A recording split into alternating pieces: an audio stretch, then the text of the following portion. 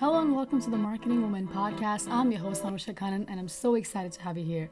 Are you looking to move into marketing or want to learn marketing from scratch?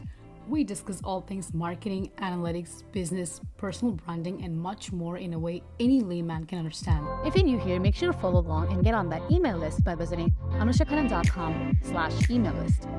Follow at AnushaRK on TikTok, tag us on your stories, would love to see that. And now let's dive in. In today's episode, we have George back on the show. I'm super excited to have him. He is the co-host of the B2B Playbook podcast, which I've been listening to for the last couple of years. And I think he has a lot of insights on demand gen, and that's what we're going to talk about today. So super excited to have him back. Let's get into the episode. Hey, George, great to have you back on the show. Anusha, very, very happy to be here. It's been a while. It's been a year. Yeah, it's wow. Yeah. Oh my God, time has flown big time. Exactly. Yeah, I'm really excited about this episode because I think this is one of the biggest conversations that marketers are having at the moment. And I know that after years of listening to the B2B Playbook podcast, I'm very interested and I want to ask you a few questions. And I have the questions framed in a way. We have 3 segments and I want to go through each of those segments, ask you questions and annoy you. So hang in there, bear with me. So the first segment I want to cover is demand generation fundamentals, starting off with what is demand generation? I think it's something that a lot of people try and complicate. But for me, demand generation is, first of all, it's a go-to-market strategy. It builds an intense desire in your dream customer, and the goal is to try and get them to purchase from you. So I think really what good marketing should do is it should get someone to prioritize a problem, get them to realize that you solve it in the way that it should be solved, and then lead them to the logical conclusion that you're the perfect company to help them do it. And demand generation is effectively how do we actually go about doing that? And I think it's comprised of 2 parts. You've got demand creation and demand capture. Demand capture is where most organizations start out. When they start a new business, it focuses on the 3 to 5% of the market who are ready to buy right now. Research shows that only roughly 5% of the market are ready to buy right now. The other 95% aren't. They're in research mode or they're just not problem aware yet. And so demand capture is really about trying to capture that existing demand as efficiently as possible. So who is looking to buy? How can we get in front of them? And how can we turn them into customers right now? That's where companies start. That's fantastic. That's where you should start. The issue is that if you only focus on people who are ready to buy right now, guess what? That's who your competitors are focusing on. It's like having a piece of pie, and as you grow and as your competitors grow, you're each trying to take a bigger and bigger slice of the same size piece of pie. It gets harder and harder to do the more that you scale. So then the conversation goes to, well, then demand generation is also comprised of demand creation, not just demand capture. And that looks at the other 95% of the market who are not in buy mode yet. They're people who are problem aware or even unaware of the solution that your product or service really helps with. Your job with demand creation is to really build a relationship with them, win their trust, to make them prioritize that problem and lead them to the logical conclusion that you're the best product or service available for fixing it. Just a little bit of research that backs up the need to do this. Research from Bain and Google shows that 81% of companies will not buy from you unless you're top of mind before they start looking for a solution. So if they haven't heard of you before, most won't buy from you, even if they discover you at the point where they're ready to buy.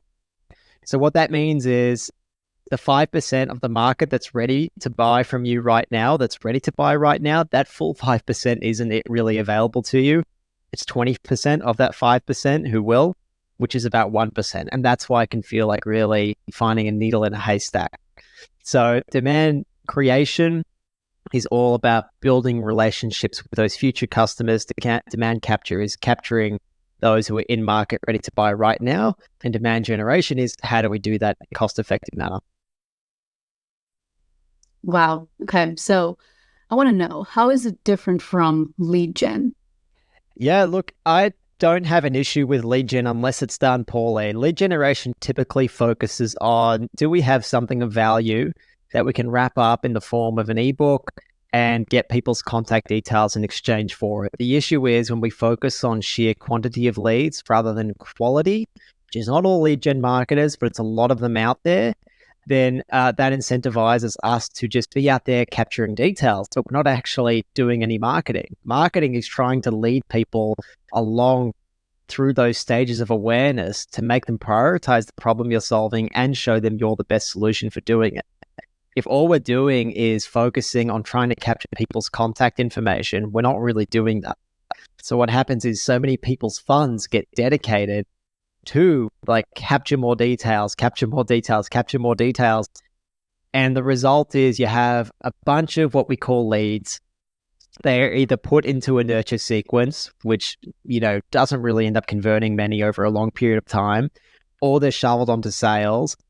Sales get annoyed because guess what? Like none of those leads are ready to buy. Most of them probably don't even pick up the phone or answer your email because they have no brand awareness. They have no trust. And it completely incentivizes the wrong behavior. And it's really built to feed a lot of like sales-led growth models, which are also, starting to have issues of their own in terms of scalability. Okay, that makes sense. Yeah. So I do want to talk about something that I've learned a lot from the B2B Playbook podcast, which is where you talk about content being the central role that plays a central role in demand gen. So what kind of role does it play and why is it so important?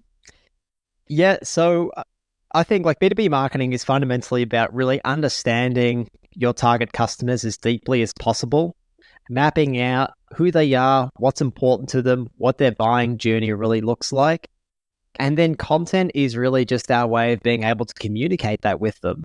So once we figure out what do we need to say to turn someone from a prospect into a customer, to take them on that journey of prioritizing a problem and then being led to the logical conclusion that you're the best person to do that for them, what pieces of content do we need to do to say that?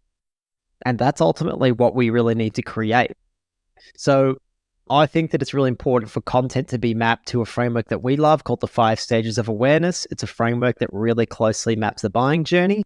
So we make sure that every single piece of content we create is mapped to one of those 5 stages of awareness, whether that's a LinkedIn post, an article, a podcast episode, a YouTube video. We know where it's at, that 5 stages of awareness. We know what purpose it's serving in terms of furthering that overall journey. I think that something that's important is to have different types of content at different stages as well. So earlier in the 5 stages of awareness, when people don't know you that well, if someone is like unaware or just kind of problem aware, they're not very likely to sit down and listen to a 40-minute podcast with you or to read a 1,500-word article. Like our goal for people who are unaware or problem aware is to shock them into that state of awareness that makes them start investigating the problem you solve. So an example that happened to me recently was I came across an article which actually was I think it was a LinkedIn post, which linked to an article which is all about how a company very similar to mine was subject to a data cybersecurity hack. It was a huge disaster for them and their clients. I saw that and I just went, oh, damn, like that's really bad. I need to go and investigate this. So that then made me go and start looking at, well, what are the problems associated with a cybersecurity breach and then how to remedy it, and then all the way through eventually to us purchasing cybersecurity insurance. So starting with like shorter forms of content, things that really get us to press on that emotion. So stories are a fantastic way to do that. Are really, really great formats and content types for those earlier stages of awareness. And then later, as you move towards further down the funnel, solution aware, product aware, most aware, that's probably where like the logical brain takes over a little more, like the rational side, and you start playing into deeper content that really deepens your relationships with people. So you might be talking about case studies, testimonials, product comparison reports, all that kind of stuff is really, really valuable as well. So yeah, look, the further down the stages of awareness you're going, you want to probably get deeper in your content. I think the key thing is as well that the content that you're creating is repurposed into a format that you know your customers really like. If you're dealing with customers who, for some reason, are not very likely to watch, extended videos on YouTube, then don't make that your pillar piece of content format. Like, don't do that. If you know they prefer to read like extended white paper reports because maybe citations and sources of information are really important, then prioritize that. And the other point I would probably add is make sure the channel that you distribute it on is a channel that your audience likes. We're only on LinkedIn because we know that we have a lot of marketers on LinkedIn. Otherwise, I wouldn't be there. So yeah, that's just a few things around content and how we approach it. Yeah, I totally believe in repurposing content. I think a lot of people do think that just because it worked for one company that it's going to work for another, which is not at all true because the customer base might not be the same. When you talked about the first piece of content that's going to shock someone, in your experience, what has been the most popular one that has worked, especially for B2B? Yeah, I think something that gets you to really see yourself in that other person's situation. So like a story, like the example I gave about the cybersecurity hack, that stuff is really, really powerful. Something that we use for ourselves really often is I talk about the fact that, I used to just be a marketer who was very activity-based. I was just doing things that were asked of me. But guess what? Like one day, leads are going to slow down, business is going to dry up, and the first department to get the finger pointed at it is marketing to justify their existence. And it sucks. It's a terrible feeling. And making people realize that it's not okay to just keep doing activities and not measure what they're doing and not think about whether or not they're driving the business forward, like making them realize that that's not okay. And if they do that, they're leaving their fate in someone else's hands is what leads them to go into that problem-aware state where they go, well, what does this problem really mean? Why is it a problem? And then how can I start fixing it? And so we use like a lot of first-hand stories of back when we used to be that marketer and all the horrible feelings associated with it and all the risks that like it put us in to really empathize with our future customers. And I think you can take that approach for any business, right? You're just going to understand who it is that you're talking to. You've got to understand like what position they're in and what happens to them if they don't prioritize this problem in the way that you think they should. That makes a lot of sense. Going back to something that you were talking about where you said that some people are ready to buy your product and they are aware that they have a problem, but they still wouldn't buy it. Do you think that it's because of how many people don't vouch for a certain brand or a certain company? And how does customer advocacy play a role here? Yeah, I mean, absolutely. Like it's really because that company that's looking for a product or service right now doesn't trust you. And chances are that there's an incumbent already there that, people say nobody got fired for hiring IBM. If you go with the incumbent and it goes wrong, well, that's not going to look as bad in the performance review, right? Because like, how are you to know? Everyone else uses it. Our competitors use it. It didn't work out. Oh, well, like it probably, wasn't my fault for hiring them. Mm-hmm. But if you go out on a limb and you hire someone else, you better have a lot of trust that person isn't going to let you down. And so there's a few ways to build that trust, right? Like we as a company can go out there and build relationships with people, get to trust us. Content is a great way of doing that. One-to-one interactions is a great way of doing that. Other ways is through like partnerships and referrals.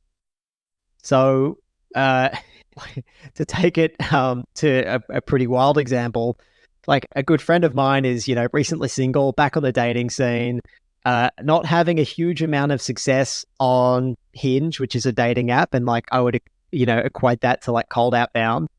But all of a sudden, like if he asks a friend, hey, do you know anyone who might be suitable to go on a date with me? And you have a referral, it's way easier to get both people to go to the date because you have that trust in that other person. It's the exact same thing with business. Right. Like it transfers that trust. And so that's why that's a great shortcut. And that's where Like evangelists can come in, partnerships can come in, going through your existing customers to ask for introduction to similar customers. That's why all that stuff works. Absolutely. Just have someone to vouch for you. That always works. Absolutely, yeah. Yeah. I do want to go back to something that you were talking about, the frameworks, right? So the 5Bs framework that you have on the B2B Playbook podcast, I want to talk a little bit about that. Can you break that down and tell me how that is applied in demand gen? Yeah, for sure. I mean, really, it's our framework for demand generation, and we think there's 5 key steps. The first 3 are the fundamentals, and the first one is what we call be ready, and that's all about what do you need to do to deeply understand your customer. So when we go and talk to them and put things in front of them, we have the best chance at building a relationship with them and getting them to want to buy from us eventually. And so what do we need to do that? Well, we've got a bunch of steps that you should go through to be ready. We think it really starts by niching down, running 80-20 analysis on your business to understand who are your best customers. Because as marketers, we are all limited by time, budget, and resources. We know that the B2B journey is complex. It might take 15, 20, 30 touches on a prospect to usher them through that buying journey. And every single one of those touches takes, again, time, budget, or resources. So if we cast our net too wide, we're not going to be able to get enough touches on enough people to usher them through that buying journey. So that's why we've got to start by really defining who is the best fit for our product, what do they look like, and understand as much as we can about them. So then we dedicate our time, resources, and budget in the most efficient way possible. So define who they are. Customer interviews is really, really key after that to understand them as deeply as possible. Finding out why they chose you over competitors, why they're such a great fit for your product, how it helps them in their jobs to be done is all really, really important stuff. Who the buying committee is. So when you're selling a product to them, they're not the only one involved in the decision-making process. Who else is involved and what's important to them? Documenting all of that information is incredibly important. And then in those interviews as well, finding out what their customer journey looked like. What made them go from being unaware to problem aware? At what point did they start to decide that, you know what, something has happened and now we really need to solve this problem? It's become really urgent. Figuring all that out helps you map the buying journey. It helps you figure out who your best customers are and what you really need to say to them to go and find more just like them and turn them into customers. So we're just reverse engineering that process and documenting that whole thing. And that's what we call be ready. It's the very first step. It's the step that so many people skip and instead go, oh, we'll just copy our competitors' messaging and run them as ads and see which one gets the highest click-through rate. That is a disaster. You will waste a ton of money doing that. So once we've done that work in Be Ready, the second stage is Be Helpful. So that's the second B in our 5Bs framework.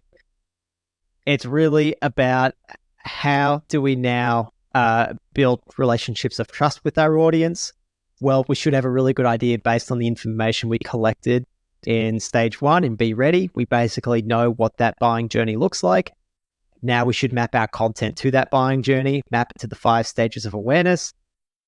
It should be as helpful as possible. It should look to make your dream customers' lives better, even without working with you. It should still make their life better because that's a great way to build relationships. And really, it should guide them through that buying journey. Again, leading them to that logical conclusion that you are the perfect business to help them. That's what we're really are trying to do and Be Helpful, and bonus points if you can do it in an interesting way as well. So something that's a little bit different to your competition. The third B in the 5Bs framework is called Be Seen. And so again, stage 1, deeply understood our customers and what we need to say to them. Stage 2, we actually created the content that we need to put in front of them. Stage 3 is literally about how do we get that in front of their eyeballs? Because it's no good us creating all this stuff and putting it on our website or having it in brochures and no one ever sees it. I don't care what channel method you use for getting this in front of people. It just needs to get in front of them. And how you do that is going to depend on your own industry So it's really about getting the information in front of them. You can do that, on social channels. You can do it through events. You can do it on a one-to-one basis through sales. You can do it through social selling. You can do it through newsletters. You can do it through your blog. It's all just about distribution. The other part in being seen is, how do we identify accounts, potential customers that are more likely to be in market, that have engaged with our brand, but haven't actively said, yes, George, I want to buy from you. How do we engage them and put them into an account-based marketing sequence, which is basically an orchestrated event between marketing and sales to accelerate that relationship, win their trust, and try and get them across the line. So they're the key stages in the first 3 Bs. So be ready, be helpful, be seen. I'll just go a little bit faster through be better and be the best. They're a little less essential, but be better is all about how do you optimize your workflow now that you have those first 3 fundamentals in place. And that's where you go to things like A/B testing, advanced tracking, reporting, using CRMs and data, using partners and affiliates. All that stuff is really, really good to optimize the first 3 stages. And then what we cover in Be the Best is the advanced tactics that's normally reserved for some of the big players.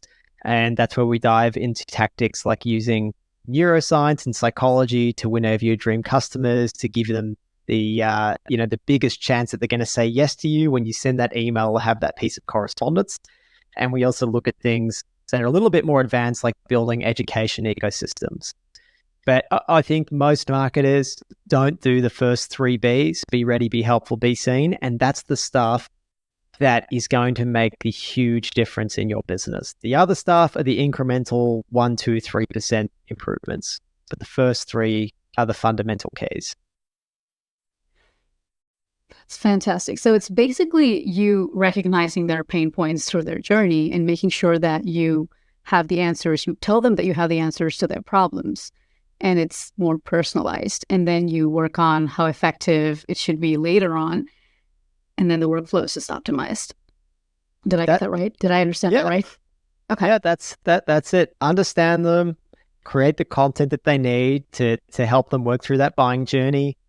Mm-hmm. Be seen is just distributing it. You can do it on a one-to-one basis. Sales are great at that. Mm-hmm. You can do it on a one-to-few basis, which is things like, events, webinars, forums, groups, and a one-to-many basis, which is like your organic posts and you're reaching, and paid social, all that kind of stuff. You're reaching a lot of people all at once, and marketing is best equipped to handle those. But we're just putting that 5 stages of awareness content in front of them. Yeah, absolutely. I love that. Love frameworks. Yeah, it's a little more simple. Yeah. Yeah, it is. I like when things are streamlined and not chaotic. This really helps. One of the things that comes under this conversation is like social selling, which a lot of people are talking about. What is social selling and why is it so important? Yeah, I think that social selling is really just people using social platforms like LinkedIn to do their marketing, and people are trying to equip their marketers and sales staff and leaders within the organization to do it as well. The way that I view it is really, again, like if you've done the hard work in defining who your audience is in step 1, you've created helpful content in step 2, then social selling is just another method of distribution. So it's really just getting that content in front of people on social platforms like LinkedIn. And again, you can do that on a one-to-one, one-to-few, and one-to-many basis. So if we're using LinkedIn as an example, again, your approach might be connect with your ICP on LinkedIn to bring them into your network. You don't want to sell to them straight away. Like, that's a terrible idea. Everyone's walls will go up. They'll remove you. It's not a good idea. So connect with your ICP, like provide value by posting, supporting, and engaging with relevant content. Excuse me.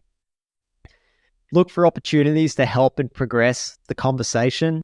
So if you can see that someone from your ICP has viewed your profile, if they've engaged with your company, if they visited your website according to website visitor tracking tools like Clearbit, or if they've liked your post, that's an opportunity to then reach out, again, not to push a meeting, but like to offer to help more.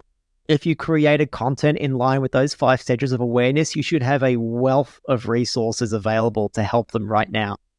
Like, I will regularly look at who has viewed my profile and I'll reach out to them and say, hey, I saw like you were checking out our demand gen resources. We have a huge backlog. Is there something like that you're looking for that can help you? Because let me know, because I can send you whatever we have that's really helpful. It's a great way to engage people, to be helpful. And then, you can start investigating what their problems are too, right? Because they might be like, oh yeah, I'm really struggling when it comes to demand generation on who to focus on. I go, great. Okay, like I have information on how to do that, and send them those resources. And then I can check in and say, well, how did you go with that? And then you just progress the conversation from there. And so I think what people miss about social selling is, yes, it's great to go out and post on LinkedIn and for people to be aware of you and your brand.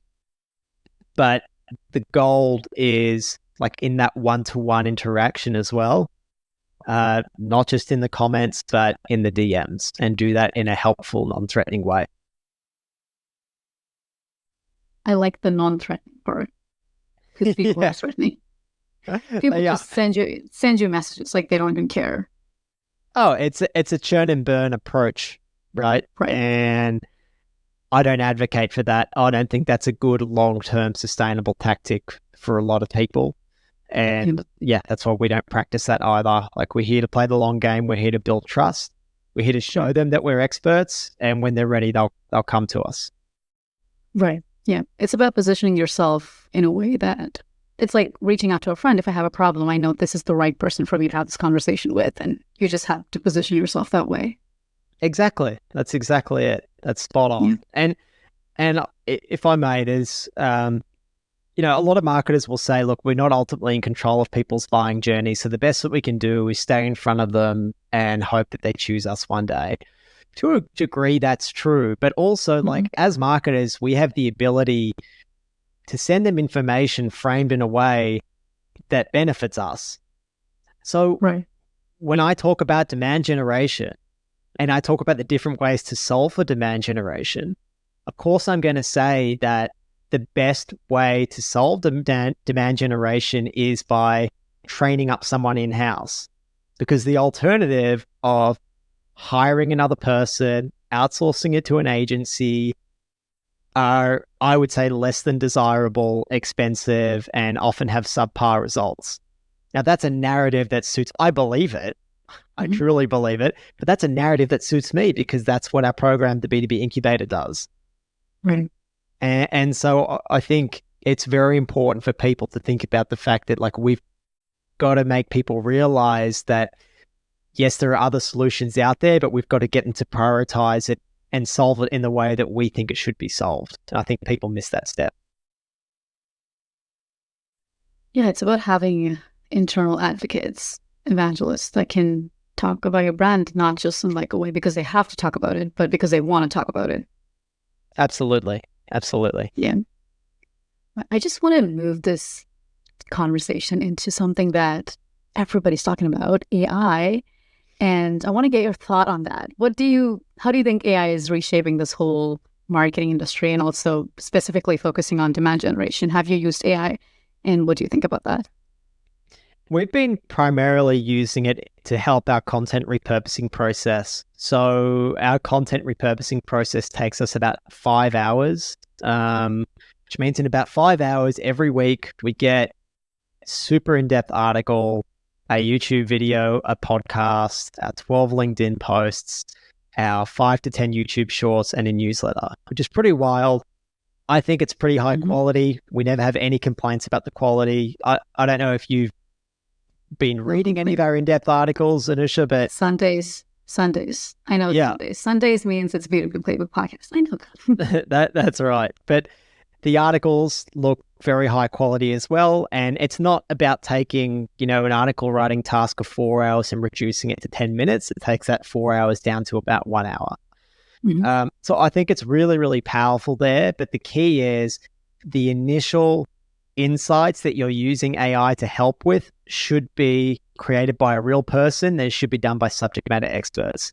So for us, our pillar piece of content is Kevin and myself speaking from our own experience, our own stories, our own quotes, and then using the AI to act as like a journalist to pull those out and extract the key moments for us.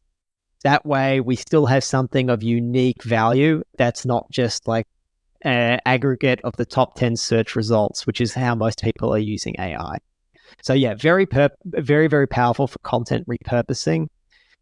I'm concerned that it's going to make marketers maybe a little lazy or put some extra pressure on them. I know, especially when it comes to things like doing customer research, there's a lot of people who are using AI to say, imagine you are the CFO of a, financial services company with 50 to 100 employees. Like, what are your main tasks and what are your main pain points and all that kind of stuff? And again, like, there is no substitute for going and talking to that CFO, and the insights will be vastly different. Is AI something that you've played around with much, Anusha? I do for content repurposing for the Marketing Win podcast. Absolutely agree with everything that you're saying there, because I used to spend a lot of time figuring out how to put things out there. It's definitely become a lot more easier now.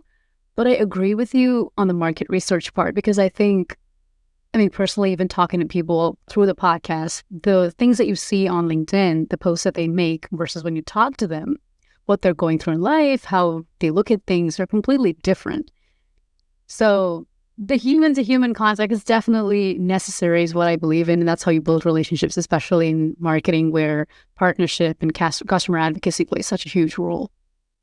Yeah, that's a fantastic point. And that is my concern, is people are going to stop having those customer conversations. It gives us one more way as marketers to hide behind our dashboards. I used to be a marketer that hid behind my dashboard. I was scared of talking to people. But once you have that first conversation with a customer or a prospective customer, it's like, a light bulb finally going on in just a pitch black room, and you know where to go all of a sudden. So I encourage any marketers listening who haven't had the opportunity to do it, please just do it. You will suck at it, but it's okay. Everyone's very forgiving, and it'll provide so many insights that'll make your life so much easier. Absolutely. Yeah. I do feel like I have listeners that are very young, just stepping into the field, or even small business owners. What kind of advice do you have for them, for someone that has no idea what demand generation is? Yeah, I would say, like, demand generation is ultimately getting those fundamentals of marketing down that have really gone missing. So we haven't completely reinvented the wheel. Actually, when we started out, we didn't even call this a demand generation strategy. We just called it a sustainable B2B marketing strategy. Meaning, like, what was a good holistic B2B marketing strategy? But guess what, Anusha? That's not a sexy term. No one cares about that. So with the demand generation movement coming out and there being a lot of interest in that and a lot of confusion about what that was, we said, well, you know what? This is actually all the good elements of demand generation and more. So let's just reposition this to say this is demand generation. And so I would say for those listening, like, be careful if you're Googling, demand generation, and what you find might just be like a whole bunch of tactics glued together.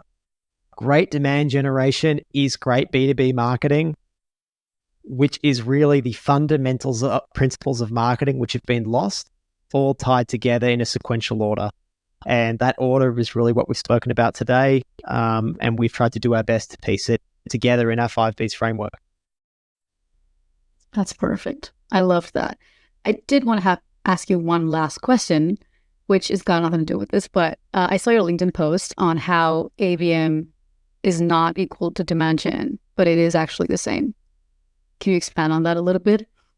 Yeah, sure thing. So where we see demand generation and account-based marketing playing along, like, a lot of people think of them as competing tactics, but I think they're actually like complementary strategies. So if we're looking at the 5 stages of awareness, you have people that are unaware, problem aware, and solution aware. Our content that we're creating that is speaking to those people is generally what we would call demand generation. And that's normally to a wider audience, still defined as your ICP, but you're doing it to a wider audience, normally in a one-to-few or one-to-many basis. Account-based marketing is when they start getting to like that product aware, most aware stage. They're companies that have engaged with you at some point and you've identified them and gone, hey, there's actually like 30 companies in the past month that have really expressed some intent, and it looks like they're a great fit for us and they could be good to buy from us, but they haven't taken that next step. How can we now work together with sales to target them specifically to try and get them to buy from us? Some people will do that by uploading that company list into LinkedIn ads and running a whole bunch of advertising to them. The way that we love to do it is to really map out, okay, of those key 20 accounts, how many do we have contact details for? Who are we missing? How do we deepen our relationship with them? It might be inviting them on the podcast. It might be asking them for their opinion for a piece of market research. Just something to develop that relationship and get it deeper, which we can then leverage to then find out, is there an opportunity to do business together? And if not, why not? And if we're a bad fit, fantastic. Like I find out why we're a bad fit, and then I can then use that information and plug it back into my demand generation activities and go, let's not target people with these qualities anymore because they're actually a bad fit for us. So you see how it all kind of just like funnels in together. I loved that. I didn't even know that they were so similar. They had such relationship. Thank you for clarifying that. You're welcome. No worries at all. Yeah. Well, that's all I had for you, really. I just wanted to understand the basics of demand generation, but I think we really learned a lot. I definitely learned so much from you over the past couple of years and in this episode. And yeah, thank you so much, George. Did you have anything you want to say? Oh, anything else? Look, not without probably just constantly repeating myself. I just think that we try and complicate things so much, and it is in so many people's interest to complicate things. But B2B marketing is fundamentally about building relationships. You're going to do that if you understand what people want, and if you give it to them, figure out where they are to give that information to them as well. Like it's kind of that simple. And the only other thing I would add is, like, we have to move away as marketers from this like whole random acts of marketing thing where we try and run a campaign and then we measure to see, hey, did that work for those 2-4 weeks that we ran these ads or we ran these events? All this stuff takes time. You have to have sustained, constant activity, because without that, you're not going to be able to stay top of mind for people long enough to build their trust and be that person so when they come into market, they choose you to buy from you. So stop thinking so much in terms of short-term activities and campaigns. Start thinking, how can we do this on a really consistent and sustainable basis? And that's how I'd encourage people to think about it. Love that. Absolutely love that. Build relationship, guys. That's it. Love that. All right. Thank you so much, George. I loved this episode. Thank you. It was a lot of fun. Sorry for crapping on for a while. I appreciate it, Anusha. I loved it. Wonderful. Well, thank you so much for having me on. Of course. And guys, go listen to the B2B Playbook podcast. You don't want to miss out on that. Been listening to it for the last couple of years. I think I'm an OG fan. You would agree, wouldn't you, George? You are 100% an OG fan. You were back then. Sorry, yeah, you were a listener back when we check our listeners to see how many there were, we'd probably be able to tell if Anusha had tuned in or not. Yes. Cool. Thank you so much, George. I had fun.